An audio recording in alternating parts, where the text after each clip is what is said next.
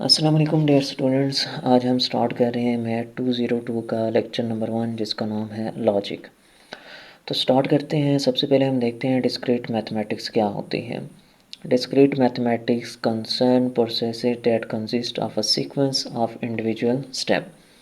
यानी discrete mathematics ये होती है कि हम इसमें ऐसी चीज़ों को देखते हैं जो स्टेप बाय स्टेप मुकम्मल होते हैं। ये एमसीक्यूज़ के लिए और शॉर्ट क्वेश्चन के लिए जो है ना आपका इम्पॉर्टेंट है।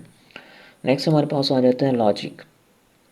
Logic is the study of principle and method that distinguishes between a valid and an invalid argument. यानी लॉजिक में क्या होता है, लॉजिकली बात होती है या तो वैलिड होगी या तो इनवैलिड होगी। जैसे आज बारिश हो रही है तो ज़मीन गीली होगी, मतलब ये लॉजिकली बात है और करेक्ट बात है। तो ये भी एमसीक्यूज़ के लिए इंपॉर्टेंट है और शॉर्ट के क्वेश्चन के लिए भी इंपॉर्टेंट है। नेक्स्ट आ जाता है simple statement. A statement is a declarative sentence that is either true और फॉल्स बट नॉट बोथ। यानी सिंपल स्टेटमेंट क्या होता है कि या तो वो ट्रू होगा या तो वो फॉल्स होगा, बट दोनों नहीं हो सकते। अब जैसे एग्जांपल है 4+2 = 6 विच इज़ ट्रू, 4+2 = 7, तो ये क्या है, फॉल्स है।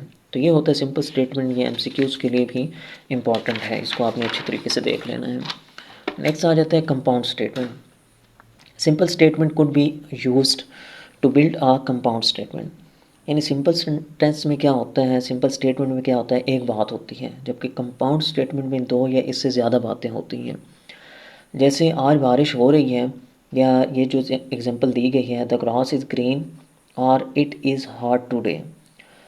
तो ये दो सेंटेंस हैं और इनको कनेक्ट किया गया है लॉजिकल कनेक्टिव के साथ। अब लॉजिकल कनेक्टिव क्या होते हैं, लॉजिकल कनेक्टिव एंड और नॉट, इनको लॉजिकल कनेक्टिव कहा जाते हैं। नेक्स्ट हम चलते हैं, आगे आ जाता है। ये आपने अच्छी तरीके से जहन में रखने हैं, बहुत ही इंपॉर्टेंट एमसीक्यूज़ हैं, इनमें से लाजमी पूछे जाएंगे। सबसे पहले आ जाता है निगेशन। इसका मतलब होता है नॉट, और ये उसका सिंबल है और इसको टिल्ड कहा जाता है। नेक्स्ट आ जाता है कंजक्शन। इसका मतलब होता है एंड, ये इसका सिंबल है और इसको हैट कहा जाता है, HAT हैट। नेक्स्ट आ जाता है डिसजंक्शन, और इसका मतलब होता है आर, और ये उसका सिंबल है और इसको वेल कहा जाता है, VEL। नेक्स्ट आ जाता है कंडीशनल। इसका मतलब होता है इफ़ देन, इसको एरो कहा जाता है। और by conditional if and only if, इसको डबल एरो से रिप्रेजेंट किया जाता है। तो ये बहुत ही इंपॉर्टेंट एमसीक्यूज़ हैं, इनको आपने अच्छी तरीके से माइंड में रख लेना है। नेक्स्ट आ जाता है ट्रूथ टेबल।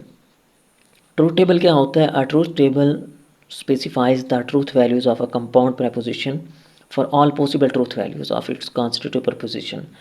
यानी ट्रूथ टेबल क्या होता है कि जब हम कंपाउंड स्टेटमेंट बनाते हैं, दो सेंटेंस को आपस में मिलाते हैं, तो उनमें पॉसिबल सिचुएशन क्या होगी, कौन सा ट्रू होगी कौन सी फॉल्स होगी, ये हमें ट्रूथ टेबल से मालूम होता है। अब आगे हम इसका देखेंगे एंड और नॉट का ट्रूथ टेबल देखते हैं कि किस तरीके से ये बनाया जाता है। नेक्स्ट आ जाते हैं truth table for and, P and Q। ठीक है, तो P में पहले दोनों ट्रू होंगे, अगले दोनों फॉल्स होंगे। Q में एक ट्रू एक फॉल्स हो जाएगा, एक ट्रू एक फॉल्स। अब एंड में क्या होता है, अगर दोनों ट्रू होंगे तो आंसर ट्रू आएगा, अदरवाइज़ सारे फॉल्स हो जाएंगे। अब फर्स्ट में देखें, P ट्रू है Q भी ट्रू है, तो आंसर क्या आया है, ट्रू आया है। नेक्स्ट में एक ट्रू है एक फॉल्स है, तो आंसर फॉल्स होगा। फिर फॉल्स है ट्रू है, तो आंसर फॉल्स होगा। फिर फॉल्स फॉल्स फॉल्स होगा। एंड में क्या होता है, अगर दोनों ट्रू होंगे तो आंसर ट्रू आएगा, अदरवाइज़ सारे फॉल्स हो जाएंगे। आर में क्या होता है, ये उसी तरीके से P एंड Q होंगे, पहले दोनों ट्रू अगले दोनों फॉल्स। Q में ट्रू फॉल्स होंगे। आर में क्या होता है, आर में ये होता है कि अगर दोनों फॉल्स हों तो आंसर फॉल्स आएगा, अदरवाइज़ ट्रू हो जाएगा। अब जैसे यहाँ पे दोनों ट्रू हैं तो ट्रू आएगा, ट्रू फॉल्स, एक ट्रू है तो आंसर ट्रू आएगा, फॉल्स ट्रू, इसमें भी एक ट्रू है तो आंसर ट्रू आएगा, और इसमें दोनों फॉल्स हैं तो आंसर क्या आएगा, फॉल्स आएगा। और में क्या होता है कि अगर दोनों फॉल्स हों तो आंसर फॉल्स आएगा। एंड में क्या होता है, अगर दोनों ट्रू हों तो आंसर ट्रू आएगा, अदरवाइज़ सारे फॉल्स हो जाएंगे। इसी तरीके से हम नेक्स्ट देखते हैं नॉट का। नॉट में क्या होता है कि अगर ट्रू है तो फॉल्स होगा, फॉल्स है तो ट्रू होगा। ये ट्रूथ टेबल आपने माइंड में रखने हैं, अगले लेक्चर में यूज़ होंगे। हम क्वेश्चन भी करेंगे और साथ-साथ प्रैक्टिस एक्सरसाइज को भी देखेंगे।